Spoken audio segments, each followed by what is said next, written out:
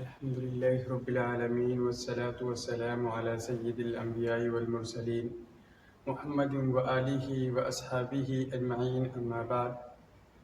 عن أبي هريرة رضي الله تعالى عنه أن النبي صلى الله عليه وسلم قال: أكل به 70 ملكا، يعني الركن اليماني، فمن قال اللهم إني أسألك العفو والعافية في الدنيا والآخرة، ربنا آتنا في الدنيا حسنة وفي الآخرة حسنة وقنا عذاب النار، قالوا آمین۔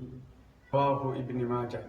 عزیزان ملت، آپ حضرات نے دیکھا کہ تھمنل پہ لکھا ہوا تھا کہ حاجیوں کی دعا جلدی کیوں قبول ہوتی۔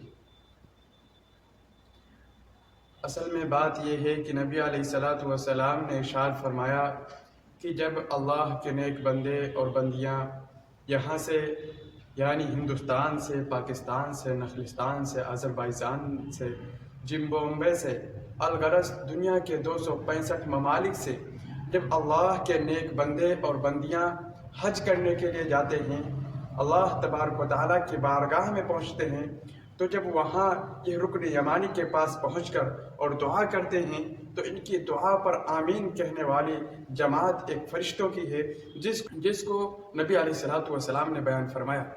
میں نے ابھی آپ حضرات کے سامنے خطبے کے بعد ایک حدیث پڑھی ہے جس میں آپ صلی اللہ علیہ وسلم نے ارشاد فرمایا: اکل بہ 70 ملکا، یعنی الرکن الیمانی، کہ اللہ تبارک و تعالیٰ نے 70 فرشتوں کی جماعت کو ایک رکن یمانی کے پاس مقرر کر رکھا ہے، اور ان کا کام نماز پڑھنا نہیں ہے، ان کا کام روزہ رکھنا نہیں ہے، ان کا کام قرآن کی تلاوت کرنا نہیں ہے، ان کا کام حج کرنا نہیں ہے، ان کا کام عمرہ کرنا نہیں ہے، بلکہ ان کا کام کیا ہے؟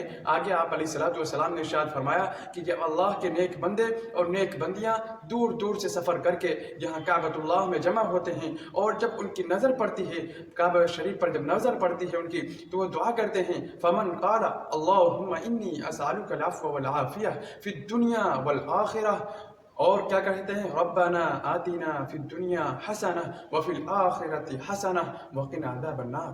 تو یہ فرشتے کیا کہتے ہیں؟ قالوا آمین۔ یہ فرشتے آمین کہتے ہیں حاجیوں کی دعا پر۔ ان کا کام صرف آمین کہنا ہے اور اس کے علاوہ کوئی عبادت ان کے ذمہ نہیں۔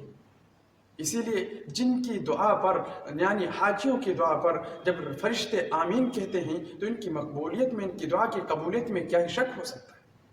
محترم حضرات، اللہ تبارک و تعالیٰ سے خوب رو رو کر یہ توفیق مانگنی چاہیے کہ اللہ ایک بار اپنے گھر میں آنے کی توفیق عطا فرما، اور ہم کو بھی اس کعبہ شریف کو دیکھ کر اور وہاں کے مقامات کو دیکھ کر ہم کو رو رو کر دعا کرنے کی توفیق عطا فرما۔ اللہ تبارک و تعالیٰ ہم سب کو اپنے گھر میں آنے کی توفیق عطا فرمائے، ہم سب کو کعبہ شریف اور نبی صلی اللہ علیہ وسلم کے روزے کی زیارت کرنے کی توفیق عطا فرمائے۔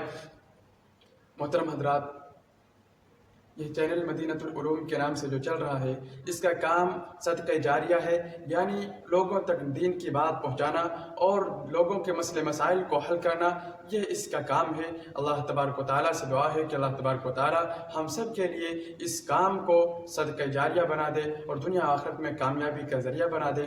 آمین یا رب العالمین۔ وآخر دعوانا ان الحمد للہ رب العالمین۔